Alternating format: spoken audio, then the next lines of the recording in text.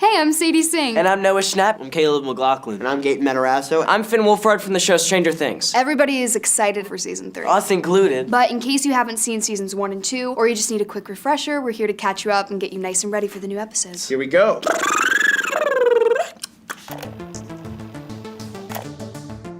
Super fast, here's a quick rundown of all the important characters in the series. There's Mike, Will, Dustin, and Lucas, the most awesome one, who are all best friends. Mike has a sister named Nancy, and Will has a brother named Jonathan. Nancy's dating this really cool guy named Steve Harrington and is best friends with Barb. Will's mom is Joyce Byers, and the Hawkins chief of police is Jim Hopper. Oh, and we can't forget 11, but we just call her Elle. Hawkins, Indiana, here we come.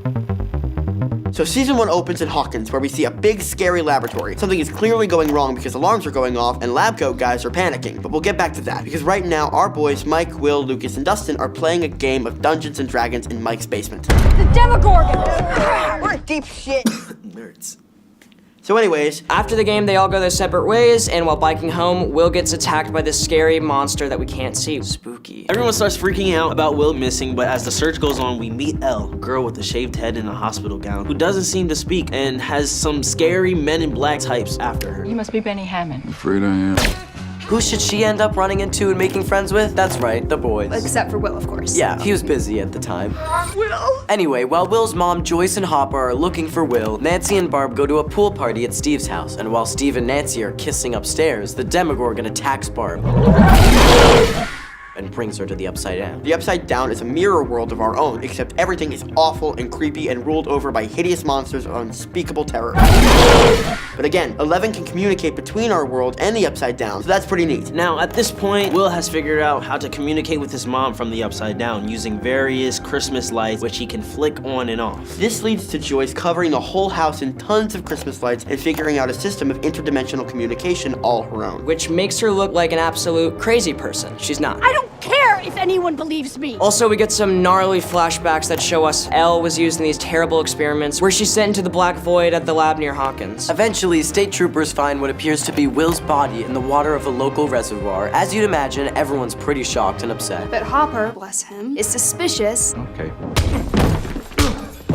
and discovers that the tiny child's corpse in question is just a stuffed dummy. Hate when that happens. Totally. While the school has this assembly for Will, one of the bullies tries to fight Mike, but 11, in disguise of course, stops him using her telepathic powers and makes him pee his pants in front of everyone. Dude, Troy peed himself. A fair but brutal punishment. Brutal indeed. So Hopper decides to break into Hawkins' lab to see what the hell is going on, since they faked the child death and whatnot. Unsurprisingly, he gets caught, drugged, and returned home, where he wakes up and discovers several secret listening devices. The boys, along with Elle, go looking for the non-deceased Will in the woods, as do Nancy and Jonathan. Nancy gets stuck through a hole in a tree and then into the Upside Down, but Jonathan is able to pull her back through the goo hole before she gets barbed by the Demogorgon. Never say goo hole. Will's mom, Joyce, and Sheriff Hopper. Just Hopper? Right, Hopper and Joyce go and find Elle's birth mother and get a better idea of what's going down at Hawkins' lab, which clearly involves kidnapping newborn babies with cool powers. And the boys, out by the old quarry looking for answers, are attacked by the Pea Pants bully Troy, who despite having a knife and a lot of pent-up anger, And sucks. gets his arm broken by Elle's mind.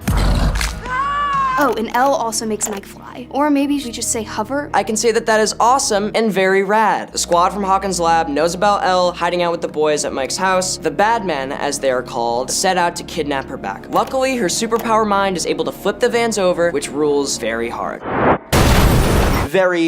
Very hard. Now, the boys and Elle are in hiding, and it's a full-on manhunt from scary bad men in black suits. Luckily, Hopper finds them first, and the whole team concocts a plan to build a sensory deprivation tank, which will allow Elle to find Will in the Upside Down. What is this for? Fun. Elle finds Will in the Upside Down using one of her classic telepathic tricks, and while the boys wait with her in the gym, Hopper and Joyce speed off to Hawkins' lab where they're convinced they'll be able to find the entrance to the Upside Down. Unsurprisingly, they're caught almost immediately. Don't move! And taken to see the head bad dude, Dr. Brenner. Hopper convinces the lab guys to let him and Joyce go into the Upside Down and find Will since the entrance is in the lab, on the condition that neither of them saw anything or admit that they were there in the first place. We're gonna find her son, and then we're gonna forget that any of this ever happened. While all of this is happening, Nancy and Jonathan and an unwitting Steve who is being a jerk have set up a trap for the monster, who they catch and set on fire using a bear trap and gas, as one does. Unfortunately, when the fire goes out, the monster is gone. Where'd it go? Guess what? Government agents working with